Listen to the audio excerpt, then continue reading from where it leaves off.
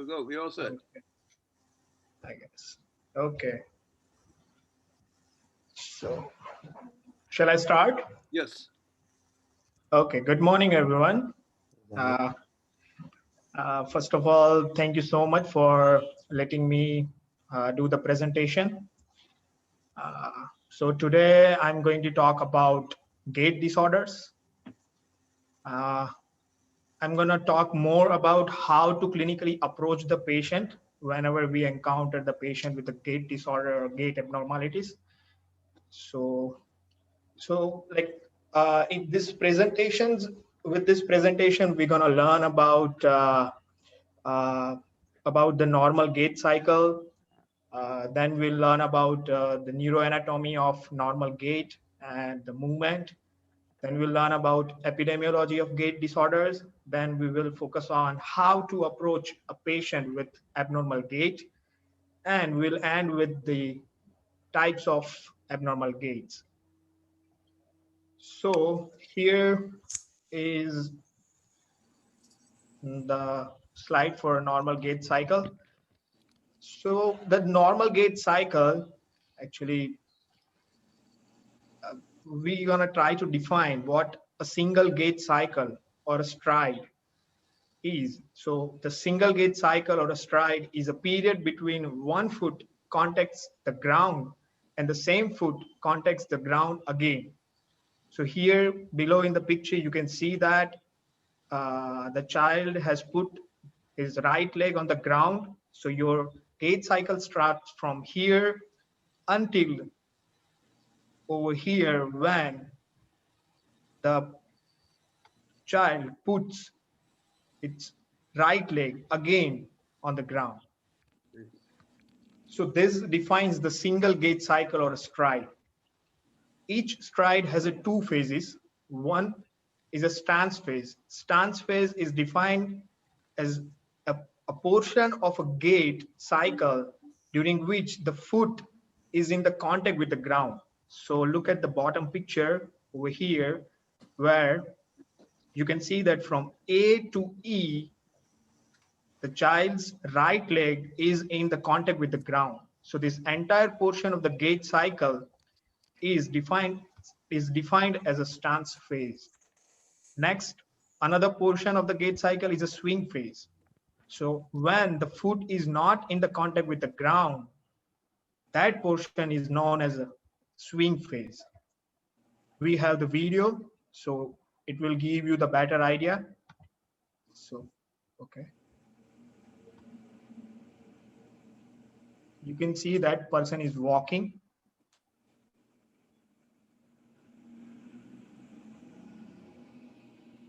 And the right leg is a reference limb.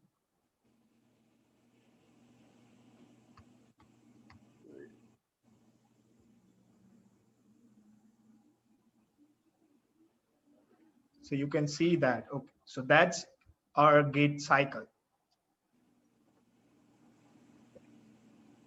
So the next thing is the stance phase and the swing phase also have a sub components.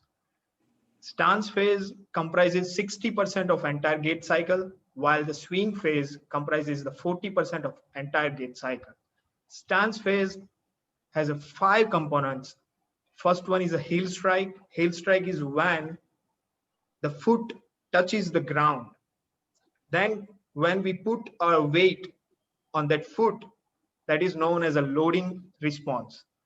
Then when all the weight is only on the foot that is on the ground, that phase is known as a mid stance. After that, the terminal stance comes, and then the brief period just before the swing phase is known as a pre-swing. While the swing phase has a 3 portion, one is initial swing, second is mid swing, and third is a terminal swing. Here is a video which will give the better idea. The gait cycle is separated into two main sections. Stance is when the reference limb is on the ground and this takes up approximately 50% of the gait cycle. Swing is the remaining 40% of the gait cycle. Stance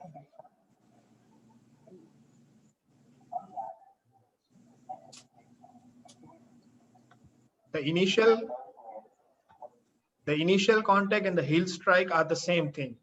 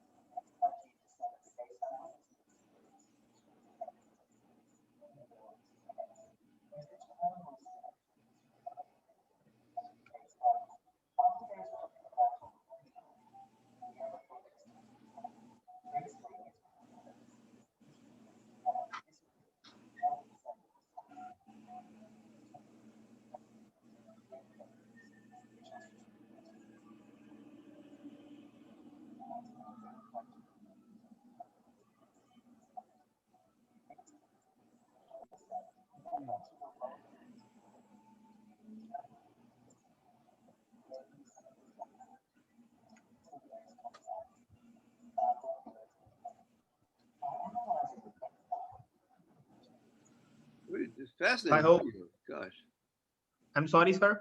video is amazing. Thank you, sir. So I hope the reason for explaining normal gait, because it is very important to understand about the normal gait. If we understand what a normal gait look like, it becomes very easy to identify and address the abnormal gait. So moving to our next slide, we'll talk about neuroanatomy. So neuroanatomy, like what anatomical parts are involved with making any movement or walking. So it starts with the primary motor cortex, pre and supplementary motor cortex. Then parietal sensory motor cortex also plays important role, and basal ganglia structures, then brainstem, cerebellar locomotor region, spinal cord, and peripheral nerves and its supplying muscles. So all these part combining are required to make any movement or to make people walk. So we'll try to focus like how we'll try to understand briefly like how each area are involved with uh, what like how this each area are involved with making any person move.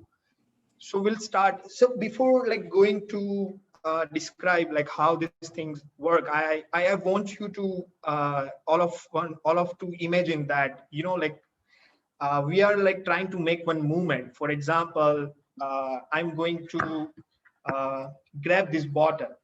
So this is, although it looks like very simple, but it's a very complex thing associated on a brief on an eagle eye view.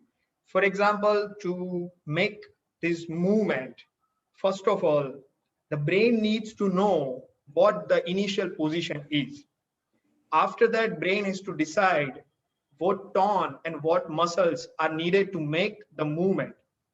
And finally, it has to decide at the end of the movement what tone and what position will be required, right?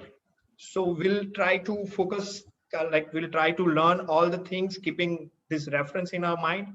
So for example, how primary motor cortex is involved. So primary motor cortex is situated over here, which is highlighted in orange area. It is situated just anterior to the central gyri, and it is the center of any movement execution. Primary motor cortex is also the source of most of the corticospinal axons. Then comes the pre and supplementary motor cortex. So this area that is highlighted in blue is the premotor cortex, and this area on the medial side of brain, which is highlighted in pink, is supplementary motor area. So these two areas. So basically, all most movements are planned in the primary motor cortex, but some movements are planned and sequenced in the secondary motor cortex as well. Then comes the parietal cortex. So this parietal cortex is situated just posterior to the central gyrus, and it integrates sensory inputs indicating position and orientation in space the relationship to gravitational forces, the speed and the direction of movement. Then comes the basal ganglia. Basal ganglia controls the center of movement utilizing direct and indirect pathways. So let's this is just brief information, but let's try to analyze how these things work. For example, like I have just said that I want to grab this bottle. So that thought, first of all, is generated in the primary motor cortex. Then there's like, depending on that thought, the primary motor cortex decides like what muscles are needed to perform the task, right? So after that, but usually primary motor cortex are always inhibited by the thalamus, because thalamus controls the movement.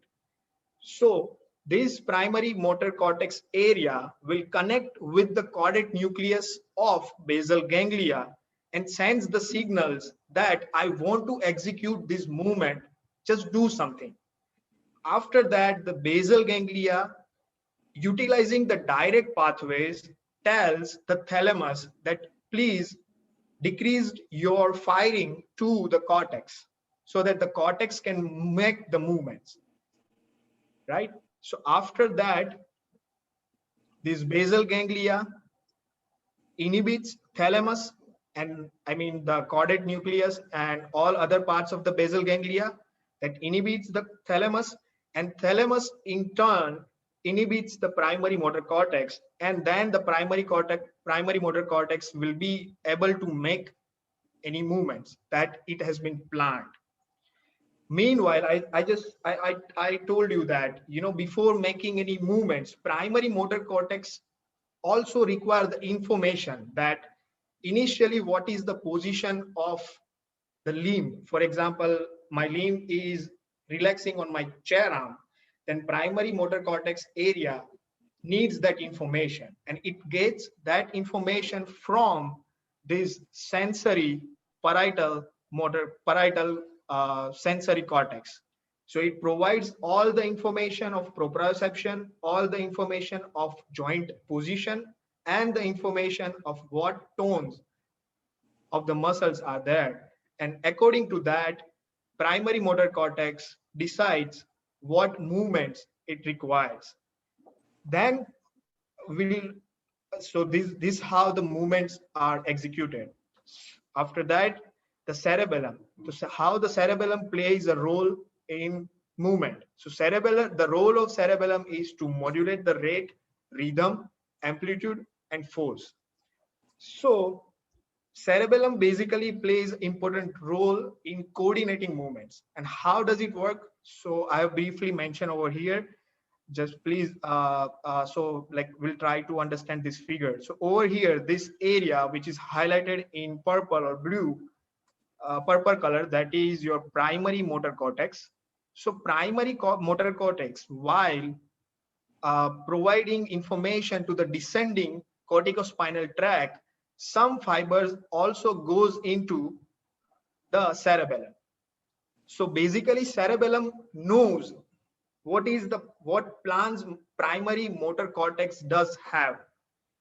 So it keeps that information from peripheral skin, joints, and other parts of the body. All the proprioception information, all the information regarding what tone of the muscles are there, all sensory information travels from peripheral body to the cerebellum using another pathway, which is highlighted in blue color, right? So basically cerebellum have both the information. Cerebellum has the information what movement has been planned by motor cortex and what is going on in the periphery, and it just compares both things, that everything is going right or not. If cerebellum find any discrepancy between these two inputs, it sends the signal to the primary motor cortex utilizing another pathways, which is highlighted in green, to the primary motor cortex, and say to the primary cortex that, hey, something is going wrong. you have to modify your plan. And that's how cerebellum incorporates in any movement we make. So cerebellum is very important part in modulating and basically smoothing out the movement. In this, the next we'll learn about the epidemiology of gait disorder. So according to a Brunei's population-based study, the neurological gait disorder affects around 25% people with age more than 60 years. This is really interesting figures because once like every one person, every fourth person will have some gait problem over the 60 years of age. And over the 80 years of age, 75% people have some problem with the gait. Out of the neurological gait problem, 70% people have one distinct neurological entities, while 30% have multiple neurological causes. 6% people over the age 60 are not aware of gait disorder. Frequency of gait disorder is strongly age related. Uh, the gait disorders are more prevalent in females compared to males, and the most common cause of gait disorders are sensory ataxia, followed by Parkinson's disease. Now, how the patient will present to you. So patient will complain. For example, if the person is having difficulty with the gait, the patient might complain of a weakness. So weakness can be presented by saying that the patient has a difficulty, like patient has a patient is scraping a toe on the ground while walking. That we usually find in a foot drop, or a sensation that leg will give away while standing or walking downstairs. Patient might have a difficulty with striding forward, resulting in shallow stepped gait, difficulty in climbing stairs or rising from seated position, which we encounter in proximal muscle weakness. Patient might have a difficulty with truncal mobility, which we usually find in axial muscle weakness. Patients sometimes also complain of a slowness. So this slowness could also be due to normal aging, or it could be a normal reaction to unstable or a slippery surface. So we have to ask patient whether you have encountered you have finding difficulty with these things or not. Slowness are classical for Parkinson's disease and any other basal ganglia disease. Patient might complain of stiffness. Like they may also tell you that patient drags their leg or catch the toes, causing stumbling and falls, which is generally seen in a spastic paraparesis or hemiparesis. There is an interesting thing that a leg muscle tone in upper motor neuron syndromes and dystonia may be normal when the patient is examined in a supine position, but is increased during walking. So we have to keep in mind that, you know, when the patient complains something like that, and we ask them to lie supine and we check for a muscle tone, sometimes we found a normal tone. Patient may complain of imbalance, where the patient will have wide base unsteady gait, which usually seen in cerebellar ataxia, sensory ataxia, or vestibulopathy. The imbalance while turning, stepping backwards, or bending over to pick up something suggests subcortical cerebrovascular disease and basal ganglia disorder. Patient might complain of falls. So whenever you encounter a patient who complains of fall, it could also be due to a carelessness, secondary to inattention, dementia, or a poor vision. Second thing, you ask for a muscle tone, whether the muscle tone is lost or not. If the muscle tone is lost, then it is known as a collapsing falls, which we usually found in syncope or a seizure. If the muscle tone is retained, then it is known as a toppling falls, and which is secondary to impaired body equilibrium during standing and walking. Some patient might complain of a sensory symptoms and pain. For example, the patient might complain of pain, paresthesia, decreased or altered sensations, sensations of tight bend around the trunk, or a neurogenic claudication of coda equina.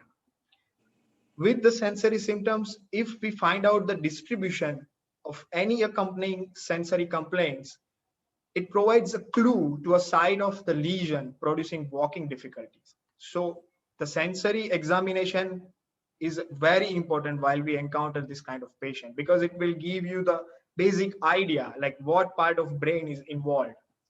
Some patient also complains of urinary incontinence, which is especially seen with a spinal cord lesion or a parasagittal cerebral lesion such as frontal lobe tumor, frontal lobe infarction caused by stroke, and hydrocephalus.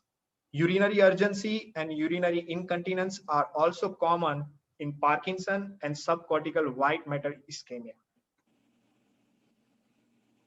Some patient also complains of cognitive changes. So this is really interesting because slowing of gait may be the marker of impending cognitive impairment and dementia. It works both ways. The executive dysfunction or cognitive decline, including inattention, impaired multitasking, and set switching, may predict later development of falls in older adults without dementia and impaired mobility. So usually what happens, we focus more on a neurological aspects of uh, neurological pictures of patient, and we tend to forget ask about these things, but this is really important to address. Now we will talk about the examination. How should we examine the patient? So examination begins as soon as the patient enters the office. We have to keep our eyes on a patient, how the patient is walking towards you. But while formally examining, make sure patient's both legs are exposed. Then ask a patient to walk normally for at least 5 to 6 steps. Then ask the patient to turn around and walk back. But before jumping to any neurological causes, I want all of us to keep in mind that we should always exclude these things. For example, pain. Some patient might have just pain due to a sepsis. For example, we have encountered the patient on that day where the patient has, I think, abscess around a hip area, and she was having a difficult gait. So probably it might not be the neurological problem. It is just a gait due to a pain, abnormal gait due to pain. So always ask a patient before jumping to a neurological, before thinking about any neurological causes that patient, whether patient is having pain or not. Then ask a patient about vision loss, or if the patient is having any joint disease or impairment. For example, arthritis or contracture in legs can also give rise to the abnormal gait. Then ask if either patient is having any injury or trauma to the legs. Muscle weakness or myopathy in general, for example, secondary to if the patient is on steroid and patient is having a myopathy secondary to it, then it can also give rise to abnormal gait. Sometimes impaired central processing in case of dementia, stroke, delirium, or patient is intoxicated with drugs, that can also give rise to the abnormal gait. So always exclude before thinking about any neurological causes.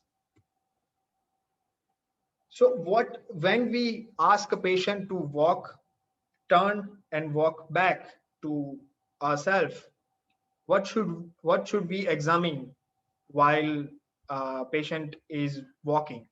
So when we ask a patient to stand up from the sitting position, check for a proximal muscle strength and stability.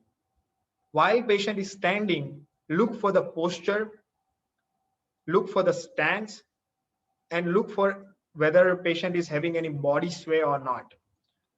While the patient is walking, look for initiation of stepping, then speed and length, step length. Then look for symmetry and smoothness of steps. Look for step trajectories. For example, whether patient is having shallow shuffling or a high stepping gait or not. Then also look for associated trunk and arm movements. While the patient is making turn, count the numbers of a steps it requires to turn. Count for a number of steps, stabilizing steps, then look for a truncal and leap movement. Also look for patient has any freezing or not. Other maneuvers are you ask patient to perform or ask a patient to walk backward, ask a patient to walk on heels and toes, then perform a tandem gait, perform the Romberg's test, and also perform the postural reflex or pool test. Then do a complete neurological examination and complete general physical examination, because with that you will have the clue about what causes the abnormal gait. Once we confirm that this gait could be due to some neurological issues, we can order a following test to identify its cause. The blood investigation usually we run our full blood count, peripheral blood smear, serum B12 level, blood glucose level, urine and electrolyte tests, syphilis serology, serum creatinine kinase. The other imaging studies are important to identify the cause are MRI of a brain, spinal MRI, spinal X-ray, then nerve conduction study, then do electromyography, and also do a CT scan of a thorax to look for any abnormalities or a tumor that can metastasize to brain and can give rise to the abnormal gait. So now we will discuss about what types of gaits are. So first one is hemiplegic spastic gait. So usually we find this gait in a stroke patient, which leads to hemiparesis. So when the patient is having a stroke involving one side of a primary frontal motor cortex, that upper motor neuron lesion will result in flexed elbow, extended knee, and plantar flexed ankle. So basically, due to this overtone of the muscle, increased tone of the muscle, patient cannot flex its knee, right? It's leg at the knee, that leads so that in order to save its leg scraping from the ground, patient usually swung its leg in a lateral arc, and the pelvis is elevated to avoid the scraping of the foot. So here is the video which will give you the better idea. So you can see that knee is not flexed enough, the pelvis is also not flexed enough, and so in order to save its leg from scraping, patient is making the lateral arc. Okay. Yes.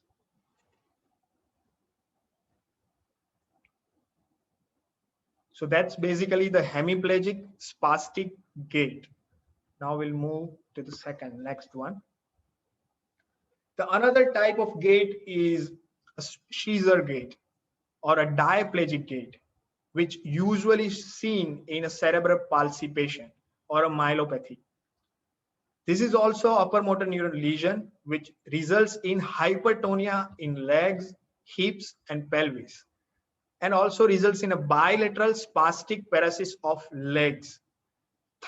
like which results into like that gives rise to the thighs that are extremely abducted. And sometimes, knees and thighs while walking, they are so close that they hit to each other and sometimes even cross to each other. That's why it is given a name of seizure gait. Here is the video.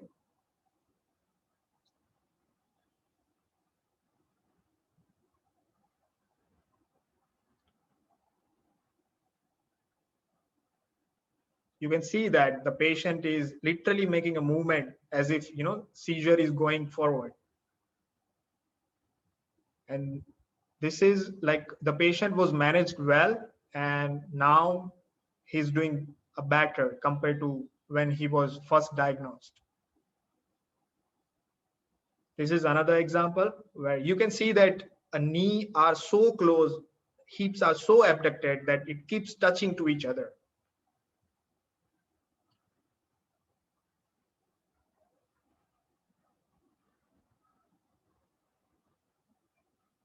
Okay, so that is a seizure gait or a diplegic gait. The next gait is a hypokinetic gait, which is seen in a Parkinson's disease. Patient basically lacks a dopamine, which is produced from substantia nigra, and which is an important part of basal ganglia. So the basal ganglia cannot work properly, and due to that reason, the patient who is having a Parkinson disease will have a short, shuffling gait. Patient will have a stooped posture. Patient have a difficulty initiating movements.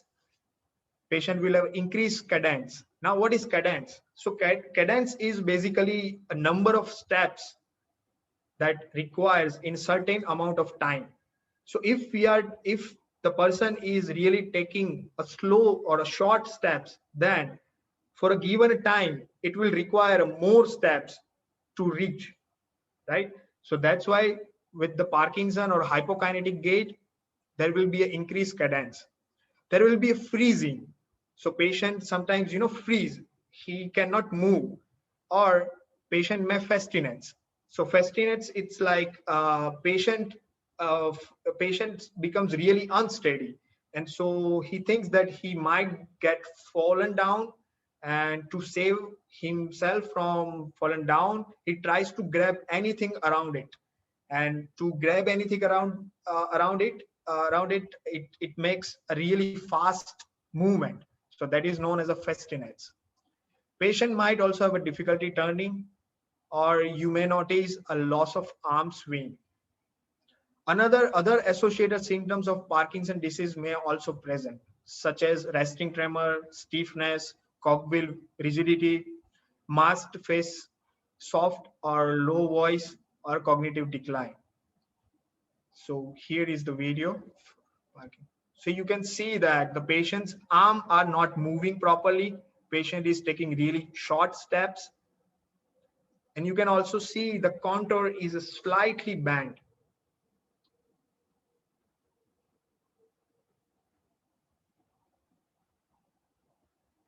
Here is the another example where you can see the small steps. And here you have the freezing. So patient is literally freeze while turning.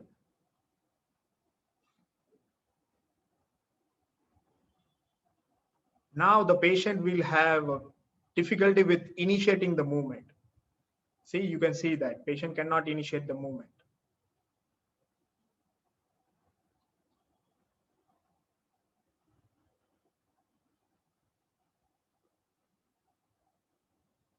So that was our hypokinetic gait. Next is a waddling gait. So in waddling gait, what happens is while we are making a move, we need our pelvis stabilize. So in order to move, make our pelvis stabilize, the abductors and the extension are required, which are supplied by superior gluteal nerve. And the muscle that are involved with stabilizing the pelvis is a gluteus medius. So whenever we have a difficulty with a nerve involving gluteal nerve, superior gluteal nerve, or a gluteus medius, that will give rise to the waddling gait. So which is generally seen in myopathies, bilateral superior gluteal nerve palsy, L5 radiculopathy, or gluteus medius tendon avulsion, which is commonly seen after hip surgery, hip replacement surgery. So over here, you have a weakness of a proximal leg and hip girdle muscles. Patient will have a difficulty with stabilizing the pelvis and legs on the trunk. There will be the exaggerated rotation of pelvis with each step. Hips are slightly flexed as a result of weakness of hip extension, and exaggerated lumbar lordosis also be there. Patient also shows a positive Gower's sign, which we usually found in the children. Okay, so this is our waddling gait. You can see that patient is moving side to side while walking.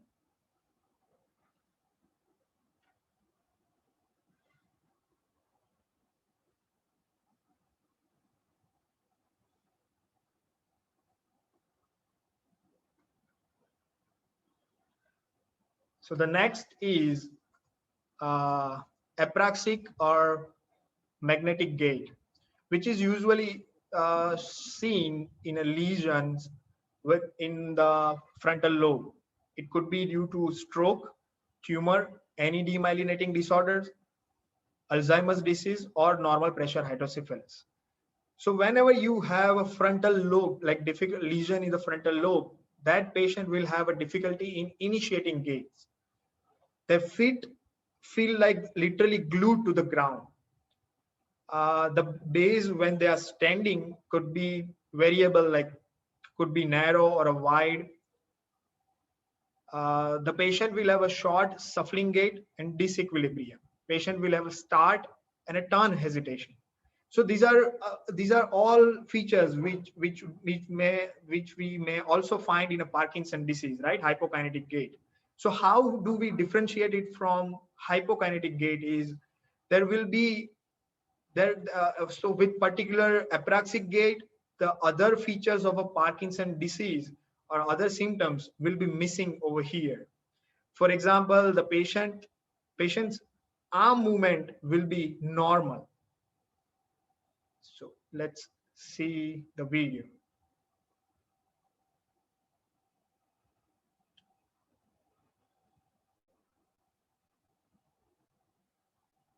So you can see that patient's feet are literally feels like they are glued to the ground. You can literally feel that. See, he's trying to pull the leg from the ground. So it feels like, you know, the patient is feeling like its feet is glued to the ground.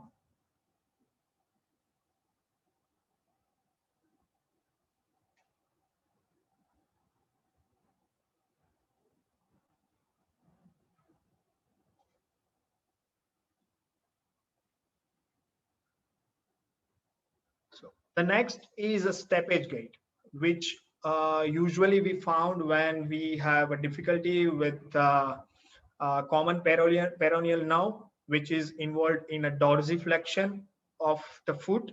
So when the patient has a difficulty in dorsiflexion of the foot, which will result in a foot drop. So if the patient, so unilateral causes are L5 radiculopathy, sciatic nerve, which give rise to the peroneal nerve. So if the patient is having neuropathy of sciatic nerve or peroneal nerve, that can also give rise to this gait. Or the bilateral causes are distal polyneuropathy and lumbosacral polyradiculopathies. So basically, patient will have a weakness of ankle dorsiflexion, which results in a foot drop. Foot is lifted high on the walking so that the foot cannot drag on the floor, right? So this is the video. You can see that patient is making, you know, move with, is keeping its foot very high from the ground. You can also see the foot drop. Okay. In another word, if in another side, if there is a weakness on the ankle plantar flexion, right, that produces, if the patient has a weakness on a plantar flexion, then the foot will remain on the dorsiflexion somehow. And that produces the shallow stepped gait, which is commonly found in femoral neuropathy, because femoral nerve ultimately supplies is all the muscles that are required for the plantar flexion of the ankle or foot. The next gait is a cerebellar gait, which is seen in a cerebellar disorder. In this case, the patient will have a broad-based gait. Patient will unable to perform tandem gait. Patient feels clumsy, unsteady, and patient reels towards the affected side. There will be lurching or a staggering, which are more pronounced while walking on a narrow base or during heel to toe walking, resembling acute alcohol intoxication. So here is the thing.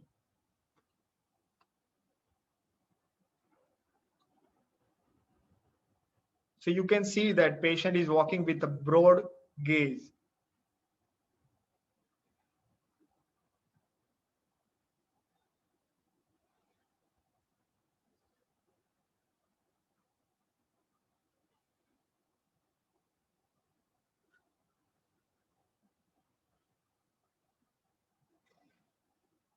And when the patient is asked to stand with its feet together, patient will become unsteady. You can see that.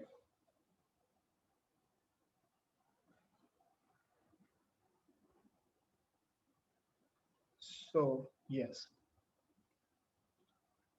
So the another gait is sensory ataxia, which is also known as a stamping gait, which seen in a large diameter peripheral neuropathies, dorsal root ganglionopathies, dorsal column lesions.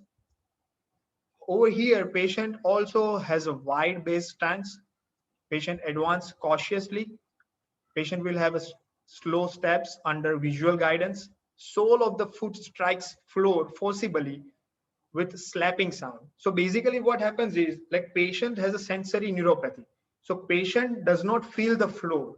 So in order to get the idea where the foot is, it hardly hits the ground, so that it makes a little bit sound. That so with that, the patient will have the idea where it is putting its leg.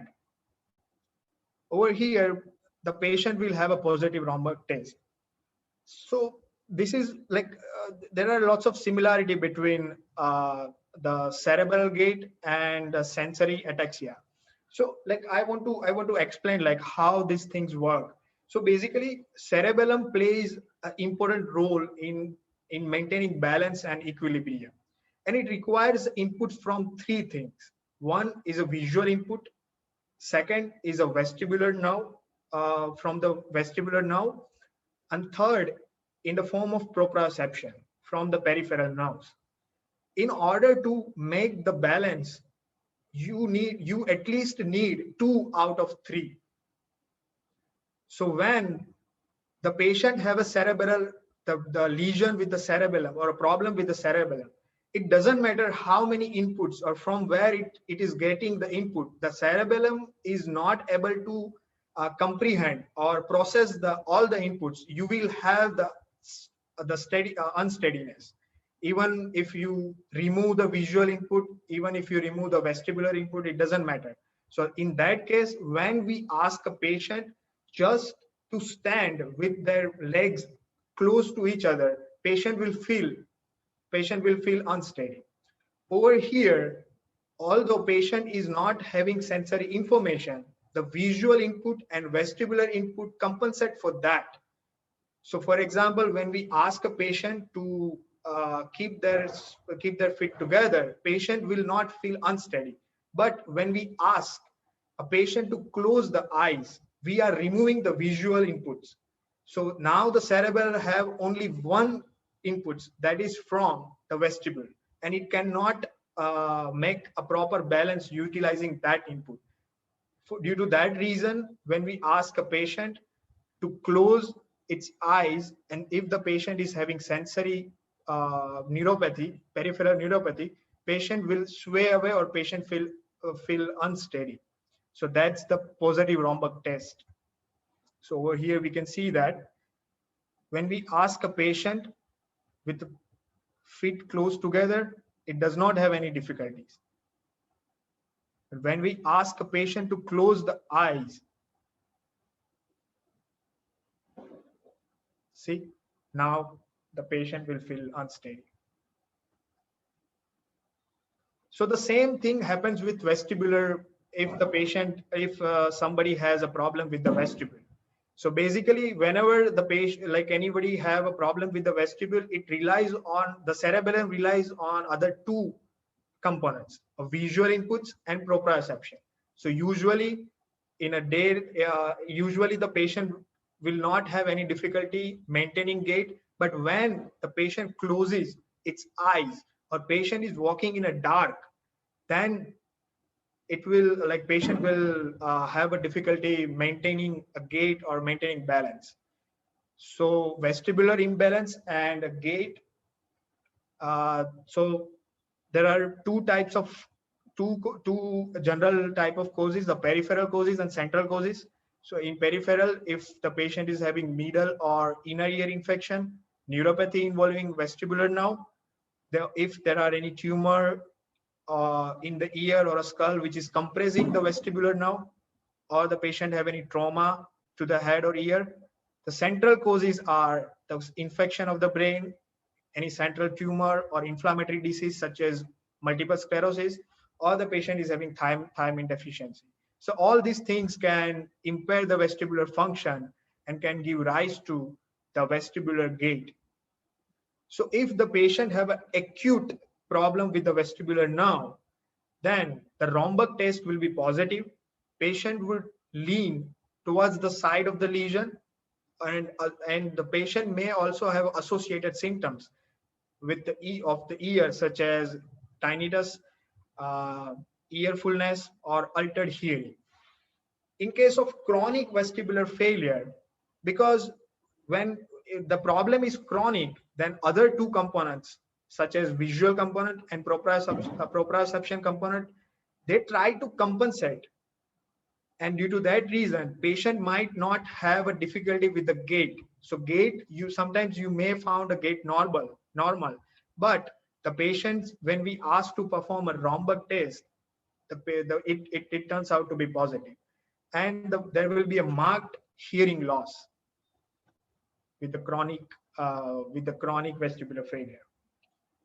So another type is flocculonodular lobe. The flocculonodular lobe is a very important structure of a cerebellum, which is involved in locomotor function. If we have a lesion in a flocculonodular lobe, then the patient will have a multi-directional body sway and disequilibrium. The impairment will be so severe that patient cannot even stand or sit properly. It will be very difficult for them. Although when we ask a patient to lie down, the heel shine test may appear normal and the upper limb function may be relatively preserved. The another type is choreic gait. So you will find the random movements of chorea, which are often most noticeable during walking, which we usually find in Huntington's chorea. The another type of psychogenic gait disorders, another type of gait is psychogenic gait disorders, where I'm sorry. So psychogenic gait disorders, where the patient will have astasia abasia, which is in simple word, the patient will have inability to stand or walk in a normal manner. Gait does not have any distinct pattern, so you cannot identify, like you cannot put, like examining the gait, that you cannot put that patient into any category. There will be a normal coordination of leg movements in bed or while sitting. The patient will be unable to stand or walk without assistance.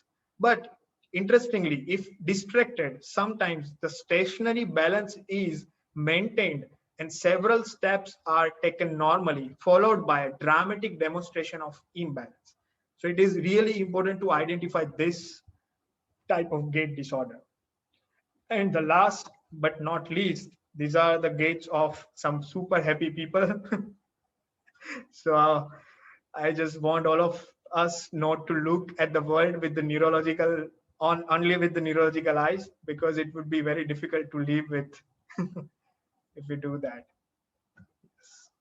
Thank you.